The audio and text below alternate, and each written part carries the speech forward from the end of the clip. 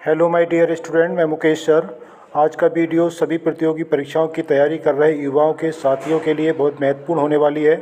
इसे पूरा देखें। हमने इसके अतिरिक्त जीके ऑफ गांधी, संविधान स्रोत, GK of current affairs, GK Hindi, व्याकरण में संधि प्रत्यय समास, यूपी विशेष, आप सबके लिए ये सब वीडियो अपलोड कर चुके हैं। आप इसके लिए प्लेलिस्ट में जा कर के चेक कर सकते हैं और देख सकते हैं, अपनी नॉलेज बढ़ा सकते हैं।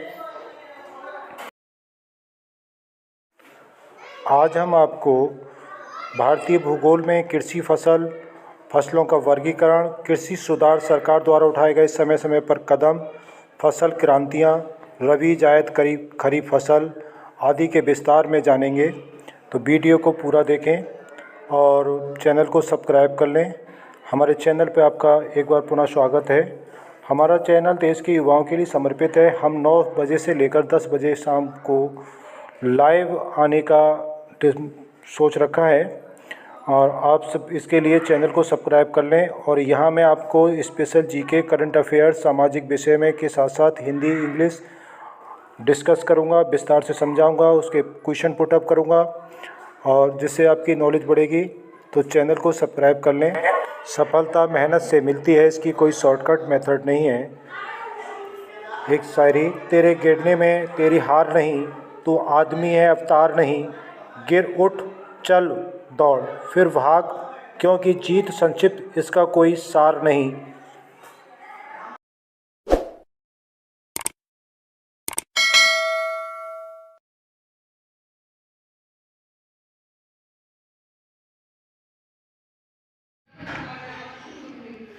प्रमुख फसल के बारे में बात कर रहे थे। भारत एक कृषि प्रधान देश है।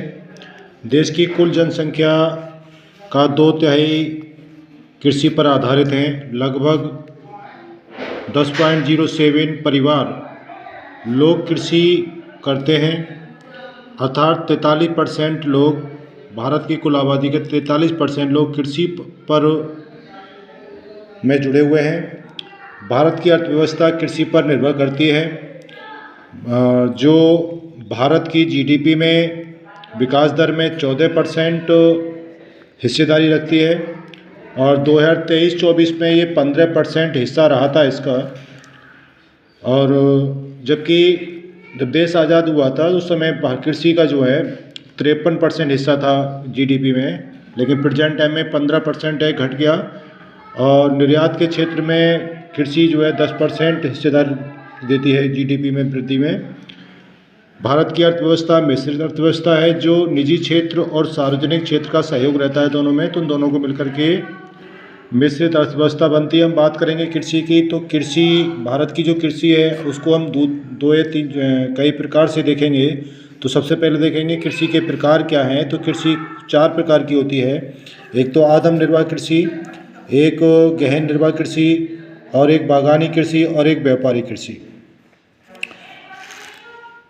और एक है मुख्य फसल, खाद्य फसल, तिलहन। अगर हम फसलों के आधार पर इसका वर्गीकरण करें तो खाद्य फसल, तिलहन फसल, पेय फसल में चाय कॉफ़ी आती है, बागान फसलें और रेशेदार फसलें, ये बागान में फल सब्जी आती हैं। फसलों के प्रकार की बात करेंगे तो पहले एक होती है, फसलों के प्रकार की बात करें तो एक रबी फसल होती है, एक खरीफ की फसल होती है और जायद की फसल होती है। इस प्रकार से भारत में फसलों का वर्गीकरण होता है। अब हम इसको एक एक करके समझने की कोशिश करेंगे। निर्वाह कृषि कहते हैं वह कृषि जो आदिम औजारों से की जाती है। इसे कर्तन और दहन कृषि के नाम से भी जाना जाता है। जैसे केला की खेती, बीन्स की खेती, बाजरा, मक्का, रतालू आदि कुदाल और फावड़े इत्यादि से की जाती हैं। ऐसी कृषि को हम आदिम निर्वाह कृषि कहते हैं। अब हम बात करें गहन निर्वाह कृषि की, तो ऐसी कृषि कृषक द्वारा जो छोटे भूखंड पर साधारण औजार से अधिक श्रम करके खेती की जाती है, उसे गहन निर्वाह कृषि कहते हैं। जैसे गेहूँ, मक्का, दलहन, तिलहन, चावल आदि। अब हम बात करें व्यापारिक फसलों की, तो ऐसी फसलें जो सिर्फ व्यापार के उद्देश्य से की जाती हैं। इसमें आधुनिक तकनीकी का प्रयोग बड़े पैमाने पर किया जाता है, जैसे गन्ना, कपास, जूट, नारियल आदि। जबकि गेहूँ, चावल, मक्का खाद्य फसलें हैं और ये नकदी फसल भी कहते हैं, जैसे गन्ना है, कपास है, जूट है, नारियल है, इसे नकदी फसल भी कहते हैं, व्यापारिक फसल भी कहा जाता है। अब बात करते हैं हम बागानी खेती की। तो बागानी कृषि वह कृषि होती है जिसमें बड़े पैमाने पर बागान लगा करके और की जाती है। जैसे वह कृषि जिसमें बड़े पैमाने पर बागान लगाकर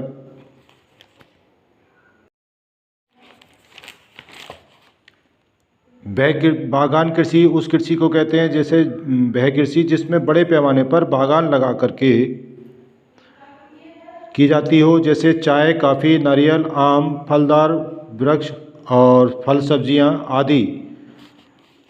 बागायती कृषि उष्णकटिबंधीय क्षेत्रों में की जाती है मोस्टली। ये फसलें हैं आपकी गन्ना, कॉफ़ी, चाय, तंबाकू, कपास, जूट और अलसी, सरसों। ये उष्णकटिबंधीय क्षेत्रों में की जाती हैं। फसल के बारे में जानेंगे। जैसे खाद्य फसल होती है, तो भारत की प्रमुख खाद्य फसल चावल होती है और इसके बाद गेहूं का आता है। तो भारत की जो खाद्य फसलें हैं वो चावल है, आपका गेहूं है, आलू है, तिलहन है, मूंगफली, सरसों, अलसी, सूरजमुखी, ये सभी क्या हैं, ये सब खाद्य फसलों में आती हैं। अब ये खाद्य फसलें भारत की प्रमुख खाद्य फसल या भारत की राष्ट्रीय फसल कौन सी है, तो वो चावल है, जो विश्व में द्वितीय स्थान रखता है। भारत चावल उत्पादन में, प्रोडक्शन में चावल का उत्पादन भारत द्वितीय स्थान रखता है। चावल का लगभग 34% लोग चावल के यहाँ पर चावल खाते हैं या चावल पर डिपेंड रहते हैं और 42% हमारे देश में चावल का उत्पादन होता है। यानी कुल भूमि पर 34% लोग खेती करते हैं। तिलहन फसल कौन सी होती हैं? तिलहन फसल वह फसल कहलाती हैं जैसे तिल है, सरसों है, अलसी है, सूरजमुखी है, ये तिलहन फसल होती हैं। पेय फसल वह फसल कहलाती है जैसे चाय है, कॉफ़ी है, बागान फसलें, फल सब्जियां, रेशेदार फसल, जूट आदि। तो फसलों के वर्गीकरण के हिसाब से फसलों के प्रकार से जानेंगे और ये पहला भाग बहुत ही इम्पोर्टेंट होने वाला है। तो रबी की फसल क्या होती है? तो रबी की वे फसलें जो जाड़े और सर्दियों में बोई जाती हों और अक्टूबर से दिसंबर के मध्य बोई जाती हों और अप्रैल मई में काटी जाएं, उन्हें हम रबी की फसलें कहते हैं। रबी की फसलें गेहूं हैं। अच्छा, बात करें कि ये गेहूं का फसल आई कहाँ से, तो इसकी जन्मदाता देश जो है पूर्वी इराक है। सीरिया, जॉर्डन और तुर्की से 7000 वर्ष पहले गेहूं का विकास हुआ और बाद में ये सब इस देशों में की प्रमुख फसल हो गई खाद्यान्न में। तो ये जो है आपकी सरसों, जई, चना, अलसी, आलू, मसूर, मटर, तिलहन आदि फसल जो है रबी की फसल में काउंट की जाती हैं। बात करेंगे खरीफ की फसल। खरीफ की फसल वे फसल होती हैं जो जून जुलाई में बोई जाती हों और अक्टूबर में काट ली जाती हों, जिसमें उड़द, बाजरा, धान, मूंगफली, मक्का, ज्वार, गन्ना, जूट, कपास आदि। ये जो फसल है ये खरीफ की फसलों में आती है। और मक्का की हम बात करें तो मक्का का जो जन्मदाता देश है वो मैक्सिको है। जायद की फसल की बात करेंगे। जायद में फसल में वे फसल होती हैं जो खरीफ और रबी की फसलों के मध्य अर्थात अप्रैल और मई में बोई जाती हों और जून जुलाई में काट ली जाती हों, उन्हें हम जायद की फसल कहते हैं। जायद की फसलों में खरबूज, तरबूज, ककड़ी, खीरा, उड़द, सूरजमुखी आदि आते हैं। भारत सरकार ने, भारत एक कृषि प्रधान देश है, तो इसी मद्देनज़र भारत जब देश आज़ाद हुआ था तो उस समय देश में बहुत सारी समस्याएं सामने आ रही थी। खाद्यान्न की बहुत बड़ी प्रॉब्लम थी, तो देश को विदेशों से आयात करना पड़ता था। तो उसी संदर्भ में भारत सरकार जो है फसल के लिए स्पेशल क्रांति लेकर आई, जिसमें एक हरित क्रांति के नाम से क्रांति हुई थी, जिसके जन्मदाता जनक उसको नॉर्मन बोरलॉग को कहा जाता है। और ये 1968 में हरित क्रांति शुरुआत हुई थी। इसमें खाद्य फसल गेहूं, चावल पे सबसे ज़्यादा प्रभाव पड़ा था। और हरित क्रांति के से हुआ क्या कि हरित क्रांति के बाद 1968 में बोरलॉग ने भारत में भीष्म पिता श्री M.S. स्वामीनाथन को कहा जाता है कि M.S. स्वामीनाथन जो थे हरित क्रांति के भीष्म पितामह कहे जाते हैं और इन्होंने सबसे ज़्यादा जो असर पड़ा था वो गेहूँ, चावल, मकई, बाजरे की में वृद्धि हुई और भारत तो गेहूँ के उत्पादन में, गेहूँ अनाज में आत्मनिर्भर बन गया। और अगर हम बात करें हरित क्रांति का प्रभाव सबसे ज़्यादा पड़ा था पंजाब पे, दूसरे नंबर पर हरियाणा आता है, फिर पश्चिमी उत्तर प्रदेश आता है और उत्तराखंड आता है। इसके बाद में श्वेत क्रांति का जन्म होता है।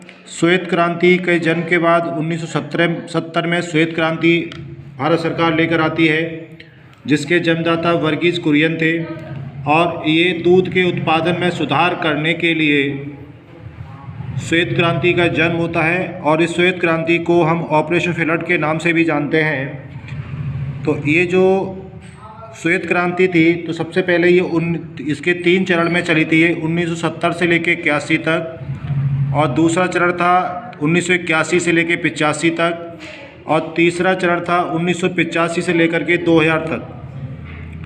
श्वेत क्रांति का 1970 में तो आई थी। इसी साथ में इसी संदर्भ में एक राष्ट्रीय डेयरी विकास बोर्ड यानी कि NDD बोर्ड की स्थापना की गई और 1970 में इस प्रकार से भारत जो है श्वेत क्रांति, भारत जो है दूध के उत्पादन में विश्व में नंबर 1 पर आता है। ये विश्व में दूध के उत्पादन में पहले स्थान पर आता है। इसके बाद में सरकार नीली क्रांति लेकर आई जो 2015 में लेके आई थी, 15-16 में लेके आई थी, और इससे पहले 1970 में ये लेके आई थी, लेकिन 2015-16 में इस पर ज़्यादा काम किया गया था। इसके जनक चौधरी हीरालाल थे और ये मत्स्य उत्पादन के लिए, समुद्री जीव जंतुओं को बढ़ावा देने के लिए नीली क्रांति का जन्म होता है। एक भूरी क्रांति आई 1960 और 1970 के मध्य में, 1960 में आई थी और 1970 तक इस पर बहुत देश ने काम किया, विशेष इस पर ध्यान दिया था, बजट पर भी इसमें प्लस ऐड करके चला था भूरी क्रांति में। और क्यों लाई गई थी? तो उर्वरक क्षमता बढ़ाने के लिए, चूँकि भारत एक कृषि प्रधान देश है, मैं इस पर कई बार दोहरा चुका हूँ, तो भारत की जो कृषि फसल है उसकी उर्वरक क्षमता, मतलब उसको फसल में पैदावार बढ़ाने के लिए, उसके उत्पादन में वृद्धि करने के लिए नाइट्रोजन की आवश्यकता होती है, DAP की ज़रूरत होती है, कैल्शियम की ज़रूरत होती है। उस संदर्भ में उर्वरक क्षमता बढ़ाने के लिए ये भूरी क्रांति लेकर आई। इसके बाद में एक रजत क्रांति लेकर आई थी 1969 में, और 1978 तक इस क्रांति पर विशेष ध्यान दिया गया था। तो मुर्गी उत्पादन, मुर्गी पालन के लिए ध्यान दिया गया, डेयरी खोली गई, मतलब मुर्गी की जो है मुर्गी फार्म खोले गए और इससे अंडा उत्पादन किया गया। तो भारत अंडा उत्पादन में आगे आया। भारत अंडा उत्पादन में तीसरा स्थान रखता है, जबकि प्रथम चीन है और दूसरा स्थान संयुक्त राज्य अमेरिका का है। अंडा उत्पादन में भारत का तीसरा स्थान है। इसके बाद सरकार पीली क्रांति लेकर आई। पीली क्रांति 1986 में आई थी, जिसके सैम पेत्रोदा जनक थे। और तिलहन, इसका मतलब तिलहन से मतलब होता है कि सरसों इत्यादि के उत्पादन में बढ़ाने के लिए पीली क्रांति सरकार लेकर आई। फिर एक लेके आई सरकार कृष्ण क्रांति, जिसे 1970 में लेके आई थी। इसका मकसद था बायोडीजल में वृद्धि करना। एक लाल क्रांति लेकर आई जो 1980 में लेकर आई थी। इसका जनक विशाल तिवारी जी थे। इसका मकसद था मांस में वृद्धि करना, प्लस टमाटर के उत्पादन में वृद्धि करने का इसका मकसद था। फिर एक भारत सरकार लेके आई गुलाबी क्रांति जो 1960 में आई। इसके बाद एक बादामी क्रांति लेके आई, एक सुनहरी क्रांति लेकर आई 1991 में, एक अमृत क्रांति लेकर आई है 2002 में नदी जोड़ो अभियान के तहत, और एक पीली क्रांति लेकर आई 2003 में। एक काली क्रांति लेकर आई 2003 में लेकर आई काली क्रांति, कच्चा तेल उत्पादन करने के लिए। भारत में तीसरी पंचवर्षीय योजना और प्रथम पंचवर्षीय योजना में कृषि के सुधार के लिए विशेष बल दिया गया, विशेष महत्व दिया गया। भारत में चकबंदी योजना 1954 में एक ज़िले से मॉडल के आधार पर शुरू की गई थी, जिसका नाम है मुजफ्फरनगर, और फिर पूरे उत्तर प्रदेश में चकबंदी 1958 में प्रभावी हुई। जबकि बताया जाता है कि इतिहास में है कि सर्वप्रथम चकबंदी 1920 में पंजाब में की गई थी।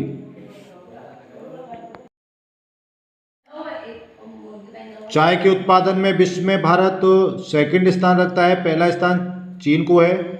मसाले उत्पादन में भारत पहला स्थान रखता है, फल सब्जियों में दूसरा स्थान रखता है, प्रथम स्थान चीन को है। दूध के उत्पादन में भारत का पहला स्थान है और नारियल के उत्पादन में भारत का थर्ड स्थान है।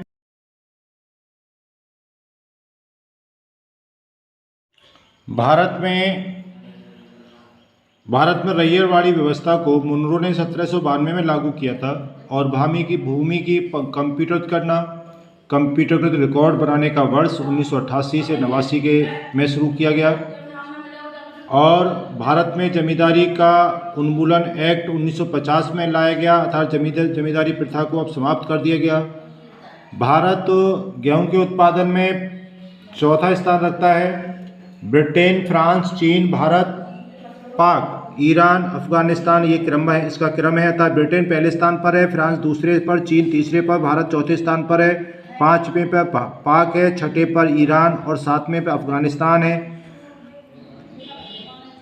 इस प्रकार से और तंबाकू के उत्पादन में विश्व में चीन प्रथम स्थान पर है और उत्पादन के क्षेत्र के दृष्टि से भी और उत्पादन और प्लस उपभोक्ता दोनों के क्षेत्र में चीन पहले स्थान पर आता है। और तंबाकू के उत्पादन में भारत को तीसरा स्थान प्राप्त है। गन्ना उत्पादन में द्वितीय स्थान पर आता है भारत, पहला स्थान ब्राज़ील को है। गेहूं के उत्पादन में भारत मैंने अभी आपको बताया था कि फोर्थ स्थान पर आता है, जबकि उत्पादन में बताया कहीं तो उसका द्वितीय स्थान भी रखा गया है जब से हरित क्रांति हुई है। आलू के उत्पादन में भारत तीसरा स्थान रखता है, पहला स्थान चीन का है, द्वितीय रूस का है। फिर कॉफ़ी के उत्पादन में Brazil, Vietnam, Colombia, Indonesia, Ethiopia और होंडुरास। भारत इसमें छठे स्थान पर है। कॉफ़ी के उत्पादन में भारत छठे स्थान पर है